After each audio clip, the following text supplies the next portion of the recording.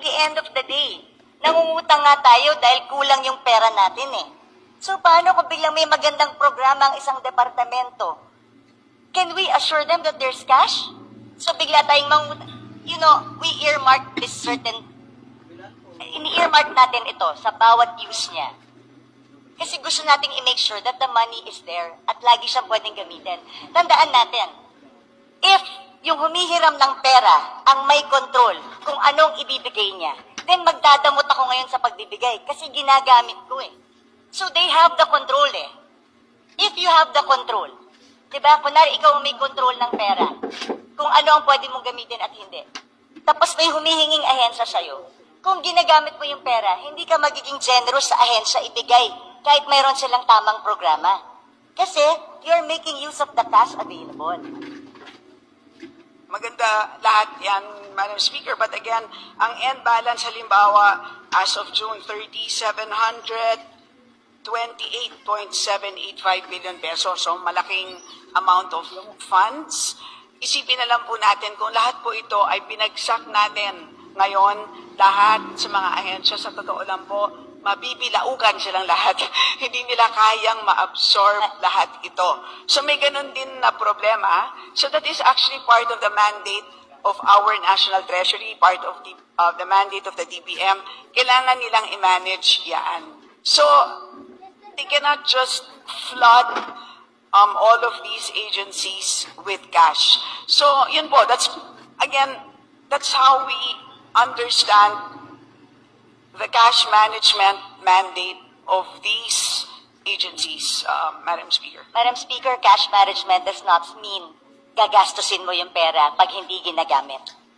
There's a difference, Madam Speaker. I never said na i-flood natin ng agencies. I'm just simply saying you cannot use the money that's particularly earmarked for a certain project. Sinaad natin sa batas. Pero again, I did not say na i-flood natin sila. But I'm saying, tama po ba na ginagamit natin yung pera na sinet aside ng isang batas na hindi pwedeng gamitin? Malinaw po ang batas. Bawat section, andito po yan, makapal po yan eh. Ilan ang earmarked revenues natin? Nakaspecify doon, nandun lang siya pwedeng gamitin. so Very again, specific. Alam ko po yung sinasabi niyong one fund concept. Do you know the history of one fund concept when it started, Madam Speaker, Madam Sponsor? what is the question? Yung one fund concept, because yan po yung sanina sinasabi niyo na ito yung cash management, may one fund concept na yun ang sinasabi ng DOF na dun ginagamit. Kaya balikan natin yung history ng one fund concept. Ano ba ang pinanggalingan ng one fund concept, Madam Speaker, Madam Sponsor? Please enlighten the body, Madam Speaker.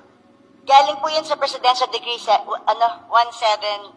Presidential Decree pa yon during the time of President Marcos. Na lahat ng dormant accounts, yung mga off-budget accounts, yung mga lying around funds, yun ang pinagsama-sama. Wala po dong nakasulat any mention of earmarked revenues. At since 1977 pa po yung Presidential Decree na yun. Hindi pa po na-amend or napalitan ng panibago. Ang sa akin naman, gusto ko lang ilagay sa tama. Pwede naman nating lagyan sa special provision kung talagang gustong gamitin itong pondo na to. Pero ang tanong ko, hindi ba dapat natin malaman sa Kongreso kung saan, kailan hiniram yung 700 billion? Kunwari may 700 billion, anong portion ng 700 billion ang hiniram? Hiniram para sa anong bagay? Tama ba na walang report sa atin na hiniram yung perang to? Tama ba na hindi nag-report sa agency? Kunwari, ako si DICT. Ang alam ko, meron akong 24 billion. Tama ba na hindi magpapaalam sa kanila? Pwede bang hiramin namin ang cash na ito para magamit namin sa ibang bagay? So, Madam Speaker, again, babalik po ako dun sa aking analogy earlier. Ang bangko niyo po ba